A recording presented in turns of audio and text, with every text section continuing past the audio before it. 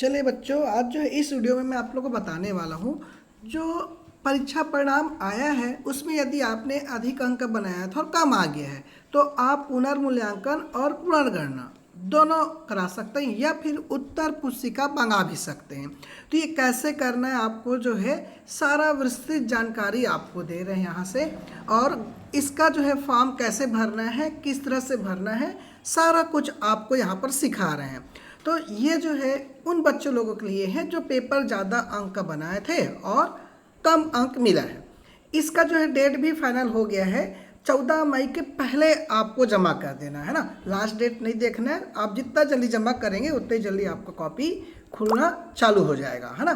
तो आपको ध्यान में रखना है कि जितना जल्दी जल्दी हो सके आप कर सकते हैं। इसमें जो है आपको जो है पुनर्मूल्यांकन के लिए, पुनर्गणना के लिए या उत्तर पुस्तिका मंगाते हैं तो कितना पैसा देना पड़ेगा, चलिए ये भी बता देते हैं आपको जो है। तो पुनर्गणना के लिए 100 रुपये है। इसमें केवल आपके अंक को टोटल बस करेंगे, है ना। तो ध्यान रखेंगे, इसमें पूरा कॉपी चेक नहीं होता है, केवल जो चेक हुआ है, जो नंबर दिया गया है उसको टोटल करके बस उसमें दिया जाता है। और पुनर्मूल्यांकन में क्या होता है, आपको जो है पूरा कॉपी फिर से 2 शिक्षक चेक करेंगे और दोनों का जो एवरेज निकलेगा, दोनों शिक्षक जो एवरेज निकालेंगे उसके हिसाब से आपको नया अंक मिलेगा, है ना। तो यहाँ पर नियम है, पिछले साल तक के 10% का था। यदि आपका 10% बढ़ता है तभी जो है आपका जो है नया मार्कशीट मिलता। अभी जो है 5% कर दिया गया है ना। तो 5% भी बढ़ता है अगर, या उससे अधिक जितना बढ़े, है ना, आपको जो है वहाँ पर नया अंक सूची आपका मिलेगा, आपका पुनर्मूल्यांकन में अंक जुड़ेगा, है ना। चलिए, यदि आप चाहें अगर तो इसका उत्तर पुस्तिका भी मंगा सकते हैं। तो उत्तर पुस्तिका और पुनर्मूल्यांकन दोनों में आपको 500 खर्च करने होंगे, है ना। और पुनर्गणना में केवल 100 रुपये खर्च करने होंगे। ये आप ऑनलाइन भी कर सकते हैं। तो यदि ऑनलाइन अपने हाथ से मोबाइल से करना चाहते हैं अगर, तो आप इसी वीडियो में कमेंट कर देंगे तो आपको जो है ऑनलाइन कैसे करना है मोबाइल से ये भी सिखा देंगे, है ना।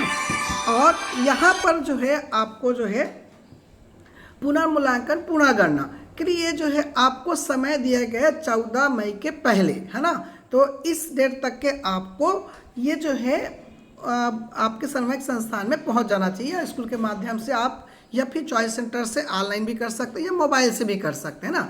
तो इसमें क्या क्या जानकारी आपको भरने होंगे, चलिए फॉर्म किस तरह से मिलेगा, है ना। आप ऑनलाइन भरेंगे तो कैसे ये फॉर्म आएगा, सारा कुछ बता देंगे आपको जो है। पहले ये क्या क्या आपको वहाँ पर जानकारी देनी होगी ये सिखा देते हैं। ये फॉर्म आपको ऑनलाइन भी मिल सकता है, ऑफलाइन भी, या प्रिंट आउट निकाल के इसको भर के आप समन्वयक संस्थान में जमा कर सकते हैं ना। चलिए, तो यहाँ पर अनुक्रमांक देना होगा, छात्र का नाम देना होगा, परीक्षा का नाम, मुख्य जो अभी तो मुख्य का ही हुआ है पेपर जो है, द्वितीय पेपर तभी समय है ना, तो मुख्य इसमें लिख देंगे। केंद्र क्रमांक, तो ये प्रवेश पत्र में लिखा रहता है केंद्र क्रमांक, तो प्रवेश पत्र लेके बैठेंगे तो सारा कुछ ये जानकारी मिल जाए। केंद्र का नाम भी प्रवेश पत्र में रहता है ना। संस्था का नाम, यहाँ पर आप अपने स्कूल का नाम डालेंगे। यहाँ पर आपको स्पष्ट दिया हुआ है पुनर्गणना के लिए 100 रुपये। आप चाहें तो जितने विषय भी खुला सकते हैं, 1 विषय, 2 विषय, 3 विषय, जितना चाहें उतना खुलवा सकते हैं।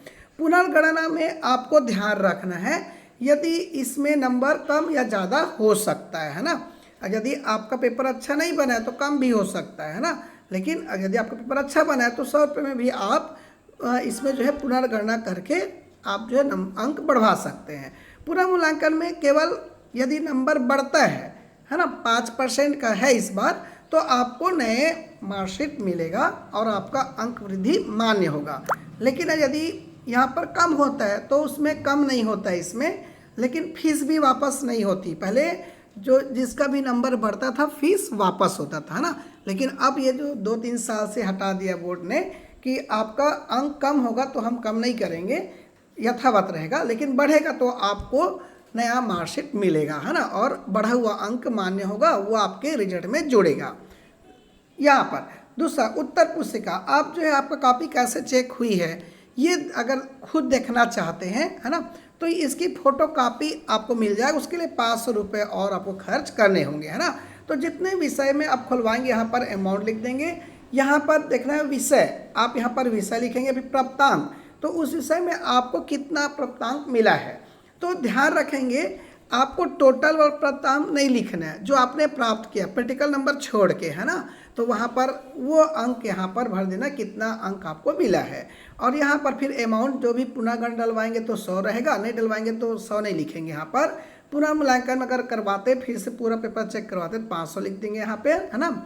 अगर उत्तर पुस्तिका भी मंगाएंगे तो यहाँ 500 लिखेंगे, है ना, नहीं मंगाएंगे तो लिखने की जरूरत नहीं है। तो यहाँ पर अब इन पहले कॉलम का जितना भी अमाउंट होगा यहाँ पर कुल यहाँ पर लिख देना है ना।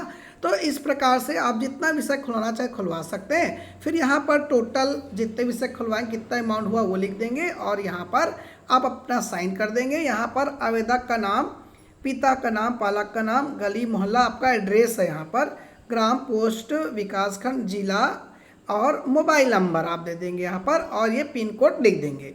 यहाँ घोषणा में अपना नाम लिख देंगे और यहाँ पर फिर से साइन कर देंगे। तो इतना पुनः मूल्यांकन, पुनः गणना के लिए ये फॉर्म आपको भरने होंगे, है ना। तो इस तरह से आप ये फॉर्म भर सकते हैं। और ये तो हुआ ऑफलाइन का, है ना, ये जब भर कर आप अपने स्कूल में जमा कर सकते हैं। स्कूल से फिर वो आपके शिक्षक जो है समन्वयक संस्थान में जमा कर देंगे, है ना। यदि शिक्षक समन्वयक संस्थान में जमा नहीं कर रहे हैं तो आप इसको ऑनलाइन भी भर सकते हैं, है ना। चलिए, अगर ऑनलाइन भरना होगा तो आप कमेंट कर देंगे इसी में। तो मैं ऑनलाइन कैसे भरना, आप अपने मोबाइल से घर बैठे आप इसको भर सकते हैं और अपने मोबाइल से ही ऑनलाइन पेमेंट भी कर सकते हैं, है ना। तो आपको ये भी सिखा देंगे, तो इसमें कमेंट कर देंगे आपको जो है। और किसी तरह से कोई समस्या है अगर इसमें, या कोई क्वेश्चन पूछना चाहते हैं ना, तो इसी वीडियो में आप प्रश्न कर देंगे, आपको आंसर वहीं के वहीं चैट करके दे देंगे, है ना। तो ध्यान रखेंगे, अगर किसी तरह शंका लग रहा है अगर आपको, तो आप जो है इसी वीडियो में क्या करेंगे, चैट कर देंगे, तो मैं मैसेज पढ़कर फिर उसका सटीक आंसर दे दूंगा। अगर किसी तरह से कन्फ्यूजन है, खुलवाना है नहीं खुलवाना है, शंका है, जैसे भी, है ना, कुछ भी अगर जानना चाहते हैं आप अगर, तो चैट कर देंगे, तो आपके अनुसार से मैं वहाँ पर आपका सही सलाह दे दूंगा। यहाँ पर ध्यान रखना है, इसके पहले साल में 90 से ऊपर वाले का पुनः मूल्यांकन में नंबर बढ़ता नहीं था, क्योंकि 10% में नहीं आता था, अब 5% हो गया है। तो आप अगर 90 से भी ऊपर अंक पाएँ अगर, तो एक बार अगर अच्छे से पेपर बना हुआ है तो आप खुलवा सकते हैं, जो कि 5% में क्या होगा, वो 90 के ऊपर वाले अंक वाले का भी इसमें अंक बढ़ के आ सकता है ना। तो चलिए, इसमें और क्या जानकारी चाहिए आप कमेंट कर देंगे, तो आपके लिए जल्दी से जल्दी वीडियो बना के आपको दे देंगे। तो इस वीडियो में इतना ही, अगला वीडियो लेकर बहुत जल्दी आएंगे।